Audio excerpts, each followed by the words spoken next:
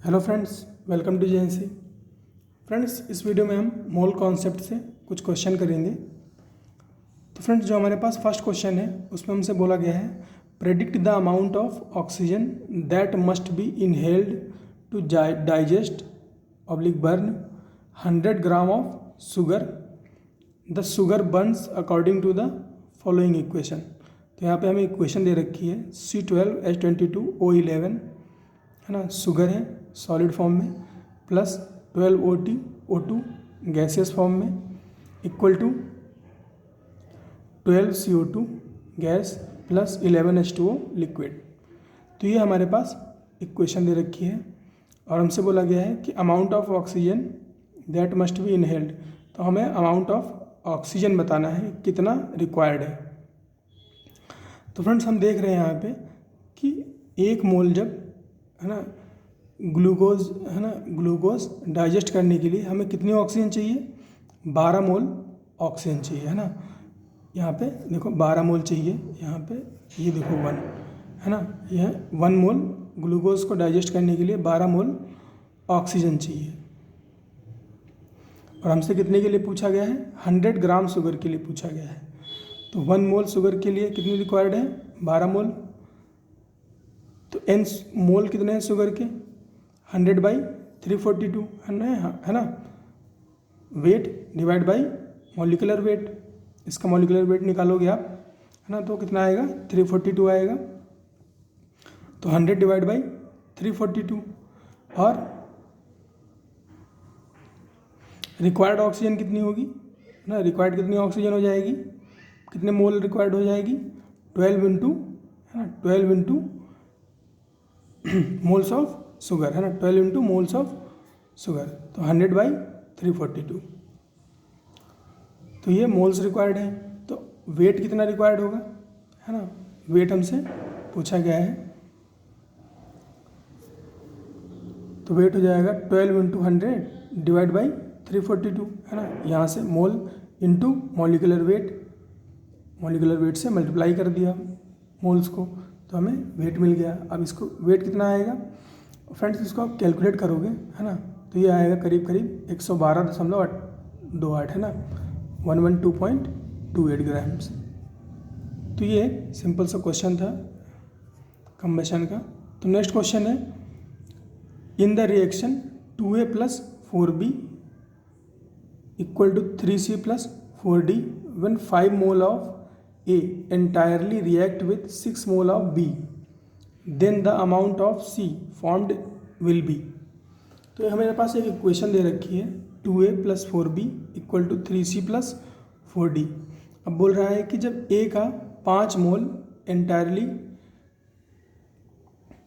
React करता है 6 mole of B के साथ, तो C कितना बनेगा, है ना। तो इस इक्वेशन में देखो, जब 2 मोल A के कंज्यूम होते हैं, है ना, तो B के कितने मोल कंज्यूम हो जाते हैं, 4 मोल कंज्यूम हो जाते हैं, और 3 मोल बनते हैं C के। ठीक है, तो हमारे पास 5 मोल है कितना, A का, और 6 मोल है B का। तो क्या होगा, एक बार तो पूरी रिएक्शन, मतलब एक बार तो पूरा हो जाएगा कंबशन इसका जो भी होना है, तो एक बार हो जाएगा। तो क्या होगा, इसके 2 मोल खर्च होंगे और इसके 4 मोल खर्च होंगे, इसके 3 मोल बनेंगे, है ना। नेक्स्ट में क्या होगा, नेक्स्ट में फ्रेंड्स इसके पास कितने मोल बचे, 4 तो खर्च हो गए, सिर्फ 2 ही बचे, है ना, सिर्फ 2 बचे, तो 2 ही खर्च होंगे। और अगर इसके 2 खर्च होंगे तो इसके कितने होंगे, एग्जैक्टली हाफ खर्च हो रहे हैं, है ना, तो इसका 1 मोल खर्च होगा। और अब क्योंकि ये हाफ खर्च हो रहा है तो इधर हाफ ही प्रोड्यूस करेगा, है ना, हाफ ही प्रोड्यूस करेगा। तो ये कितना हो जाएगा, 1.5, है ना, 1.5। एक तरह से यहाँ पर ये क्या है, लिमिटिंग रिएजेंट का काम कर रहा है ना। तो यहाँ पे कितने मोल बनेंगे इसके, 1.5। तो ये 3 और 1.5 कितने हुए टोटल, 4.5। अब इसको करने का एक तरीका और है ना, कि moles of A divide by stoichiometric coefficient 2 = moles of B divide by stoichiometric coefficient of B = moles of C divide by stoichiometric coefficient of C, है ना, equal to moles of D divide by stoichiometric coefficient of D, है ना। तो एक तरीका ये भी है इसको करने का। यहाँ पर बस आपको ये आइडेंटिफाई करना पड़ेगा कि लिमिटिंग रिएजेंट कौन है ना, लिमिटिंग रिएजेंट कौन है। तो यहाँ पर लिमिटिंग रिएजेंट कौन है, बी है ना, बी है। तो बी के जितने मोल खर्च होंगे उतने ही मोल बनेंगे किसके, सी के। तो चेक कर लेते हैं कि क्या ये काम करेगा। तो एन सी किसके बराबर हो जाएगा, 3/4 एन बी के, है ना। तो ये क्या है, 3/4। इसके कितने मोल हैं, 6। तो ये क्या हो जाएगा, 2, और ये क्या हो जाएगा, 3, है ना। तो ये 9/2, 9/2। तो ये कितना आ गया, 4.5, है ना। तो एन सी कितना आ गया, 4.5। तो ऐसे भी हो सकता है ना। और ये बेस्ट तरीका होता है बिना किसी कन्फ्यूजन के प्रॉब्लम सॉल्व करने का। तो ये भी एक ये एनालिटिकल मेथड है ना, और ये फॉर्मूला बेस्ड मेथड है। जो भी आपको अच्छा लगे आप याद कर सकते हो। तो नेक्स्ट क्वेश्चन हमारे पास है, the mass of ammonia in grams produced when 2.8 kg of dinitrogen quantitatively reacts with 1 kg of dihydrogen, है ना। हमसे कह रहा है कि the mass of ammonia in grams produced, ammonia कितना प्रोड्यूस हो रहा है जब 2.8 kg ऑफ N2, है ना, रिएक्ट कर रहा है 1 kg ऑफ डाइहाइड्रोजन के साथ, है ना, 1 kg ऑफ डाइहाइड्रोजन यानी कि H2 के साथ। तो फ्रेंड्स यहाँ पर तो मैंने इक्वेशन लिख ली है, लेकिन मैं फिर से लिख के दिखा रहा हूँ। ये हमारे पास N2 है और H2 है ना। तो क्या बनेगा, NH3 बनेगा, है ना। क्या बनेगा, NH3 बनेगा। अब इसको बैलेंस कराना है, तो इसको 2 से मल्टीप्लाई कर लो, है ना। 2 नाइट्रोजन है, 1 नाइट्रोजन है यहाँ पे, इसको 2 से मल्टीप्लाई कर लो, ठीक है। तो यहाँ पे N2 बैलेंस हो गया। अब हाइड्रोजन कितने हो गए, 6 हो गए, तो इसको 3 से मल्टीप्लाई कर दो, है ना, 3 से मल्टीप्लाई कर दो, हो गई इक्वेशन बैलेंस। अब यहाँ पे आ जाओ, तो N2 और 3H2 से क्या बन रहा है, 2NH3 बन रहा है, ठीक है। और ये कितना है,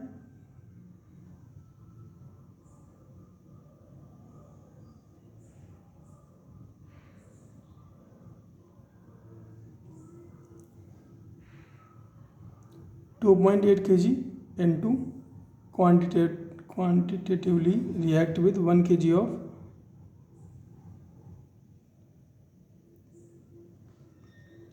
ओके। तो यहाँ पर देखो फ्रेंड्स, ये क्या है,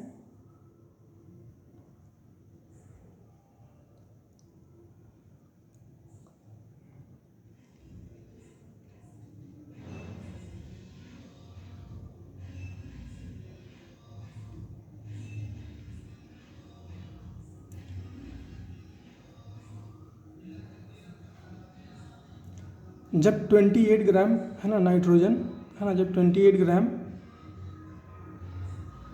नाइट्रोजन 6 ग्राम हाइड्रोजन के साथ रिएक्ट करेगी, है ना। 6 ग्राम नाइट्रोजन का आप मॉलिक्यूलर वेट कितना होता है, 14 होता है, और N2 कितना हो जाएगा, 28 हो जाएगा, है ना। तो 1 मोल का कितना वेट होगा, 1 मोल का वेट होगा 28 ग्राम। इसी तरह से हाइड्रोजन देखो, हाइड्रोजन कितना है यहाँ पे, हाइड्रोजन का वेट होगा, H2 का वेट होगा कितना, 2 ग्राम, है ना। और 3 मोल का वेट कितना हो जाएगा, 6 ग्राम, है ना। 3 मोल का वेट कितना हो जाएगा, 6 ग्राम। तो फ्रेंड्स 28 ग्राम, है ना, नाइट्रोजन खर्च होता है ना, 34 ग्राम, यानी कि यहाँ पर इसको आप देखोगे इसका कितना वेट बनेगा, तो वो 38 ग्राम बनेगा, है ना। नाइट्रोजन इसका 34,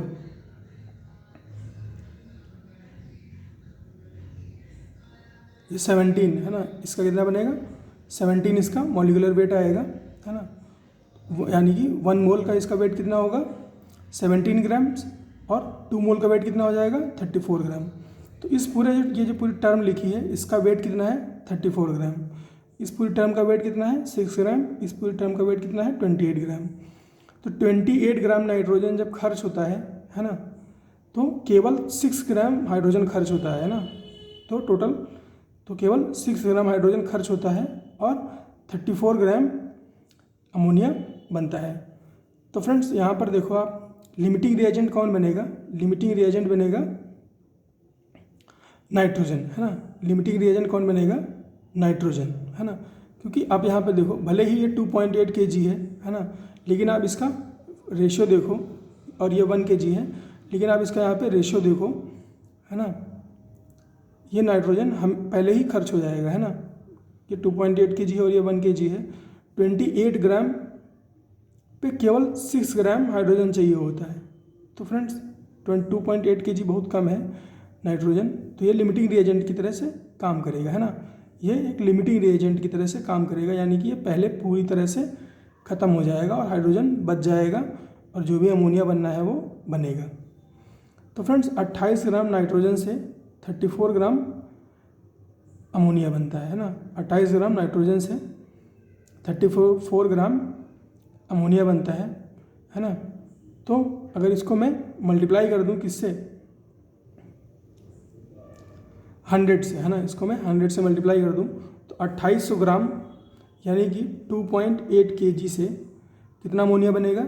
इसको भी 100 से मल्टीप्लाई कर दूं तो ये 3400 यानी कि 3.4 kg अमोनिया बनेगा, है ना। 3.4 kg अमोनिया बनेगा। तो यहाँ पर ये यूनिटरी मेथड से किया गया है ना। यहाँ पर इस क्वेश्चन को मैंने यूनिटरी मेथड से किया है, लेकिन इसको आप इस वाले मेथड से भी कर सकते हो, है ना। मोल वाले मेथड से भी कर सकते हो, बहुत इजीली हो जाएगा।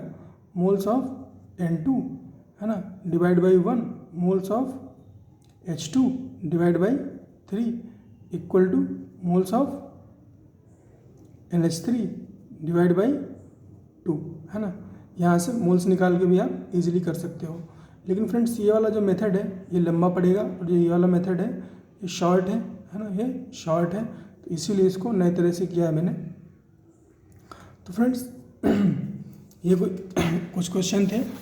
अभी हमारे पास एक क्वेश्चन और है ना। अभी हमारे पास एक क्वेश्चन और है, तो जिसमें हमसे बोला गया है calculate the weight of carbon dioxide formed by complete combustion of 1.5 gram ethane, है ना।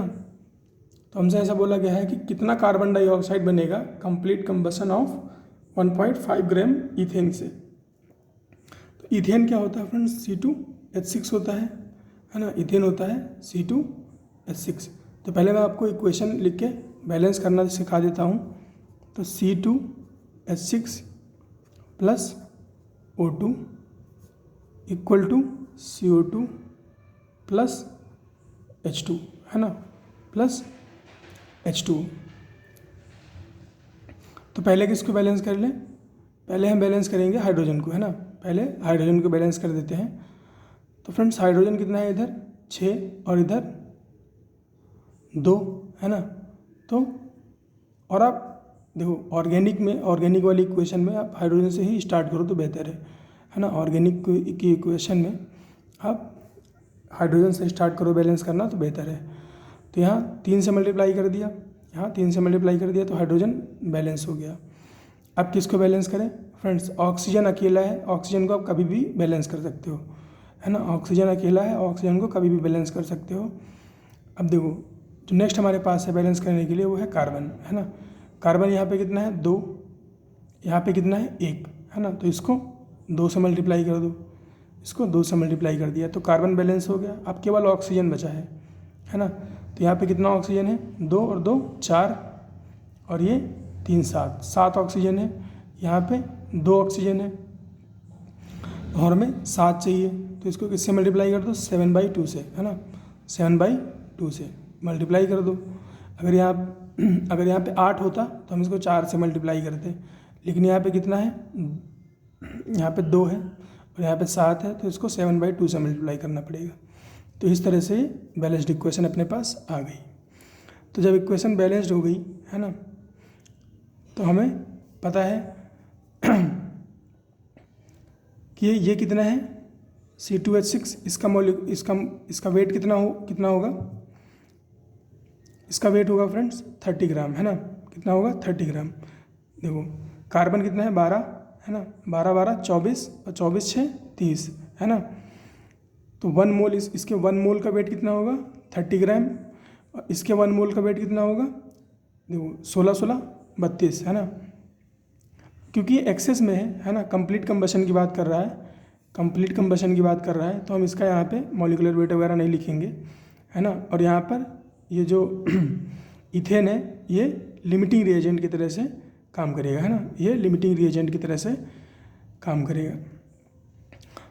ये कार्बन डाइऑक्साइड कितना बनेगा, कार्बन डाइऑक्साइड फ्रेंड्स इसका देखो मॉलिक्यूलर वेट कितना होगा 12 और 32, है ना, 32 12 44, और ये 2 हैं, यहाँ पे 2 मॉलिक्यूल हैं, तो क्या हो जाएगा टोटल 88, है ना। यहाँ पर 2 मॉलिक्यूल का वेट लिखा हुआ है 88 ग्राम, तो 30 ग्राम से 88 ग्राम बन रहा है, 30 ग्राम से 88 ग्राम बन रहा है। तो 1.5 ग्राम से कितना बनेगा, यूनिटरी मेथड लगा लो, 88 डिवाइड बाई 30, है ना। देखो 88 30 ग्राम से 88 बन रहा है, तो 1 ग्राम से कितना बनेगा 88 बाई 30, है ना। तो 1.5 ग्राम से कितना बनेगा 88 बाई 30 इंटू 1.5, तो कितना हो गया 4.4 ग्राम। तो इस तरह से यूनिटरी मेथड से इसको सॉल्व कर सकते हैं। अब नेक्स्ट क्वेश्चन हमसे इसी में एक ऐड करके पूछा गया है, तो वो है कि 570 ग्राम ऑक्टेन को कंप्लीट कंबशन अगर किया जाएगा, है ना, तो ऑक्सीजन कितनी रिक्वायर्ड होगी, है ना। यहाँ पर ऑक्सीजन क्या थी, एक्सेस में थी, यहाँ पर ऑक्सीजन को लिमिट कर दिया, कार्बन डाइऑक्साइड के बारे में कुछ नहीं पूछा, और ये बोला गया है कि ऑक्सीजन कितनी रिक्वायर्ड होगी। तो क्या होगा, ऑक्टेन क्या होता है, ऑक्टेन होता है C8H18। अब यहाँ पर फिर से इक्वेशन बैलेंस करनी है, तो फ्रेंड्स जैसे मैंने वहाँ पे बताया था, हाइड्रोजन से स्टार्ट करना, है ना, हाइड्रोजन से स्टार्ट करना, फिर कार्बन को बैलेंस करना, फिर लास्ट में ऑक्सीजन को बैलेंस कर देना। तो इक्वेशन आएगी C18H18 plus 25/2 O2 equal to 8 CO2 plus 9 H2, है ना, ये इक्वेशन आएगी। तो फ्रेंड्स ये जो बाई 2 लिखा हुआ है ना, इसको 2 से मल्टीप्लाई कर देंगे, है ना, इसको पूरा 2 से मल्टीप्लाई कर देंगे, तो यहाँ पे क्या हो जाएगा 2 मोल हो जाएंगे इसके, और इसको यहाँ पे इसके कितने मोल हो जाएंगे, इसके 16 मोल हो जाएंगे, और इसके 18 मोल हो जाएंगे, है ना। तो 2 मोल का वेट कितना होगा 2 इंटू 114, और इधर 25 मोल हो जाएंगे, तो 25 मोल का वेट कितना होगा 25 इंटू 32, है ना, 25 इंटू 32। तो 1 ग्राम ऑक्टेन को बर्न करने के लिए, है ना, कितना ऑक्सीजन चाहिए होगा 1 ग्राम को बर्न करने के लिए, देखो 2 इंटू 114 को बर्न करने के लिए 25 इंटू 32 चाहिए, है ना। तो 1 ग्राम के लिए कितना चाहिए, इसको डिवाइड कर दो, है ना, इसको इससे डिवाइड कर दो, तो 25 इंटू 32 डिवाइड बाई 2 इंटू 114, है ना। ये क्या है, इसको बोलते हैं यूनिटरी मेथड। और फ्रेंड्स केमिस्ट्री में इसकी बहुत ज़रूरत पड़ने वाली है ना, तो इसको आप सीख ही लो तो बेहतर है। तो 25 इंटू 32 डिवाइड बाई 2 इंटू 114, है ना। तो ये 1 ग्राम के लिए, 1 ग्राम ऑक्टेन के लिए इतनी ऑक्सीजन चाहिए, तो 570 ग्राम के लिए कितनी चाहिए, इससे मल्टीप्लाई कर देते हैं।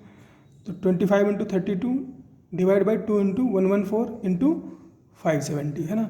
तो इसको आप मल्टीप्लाई कराओगे तो आएगा कितना 2000 ग्राम, है ना, 2000 ग्राम या 2 kg, है ना, 2 kg ऑक्सीजन चाहिए 570 ग्राम ऑक्टेन को कंप्लीट कंबशन के लिए।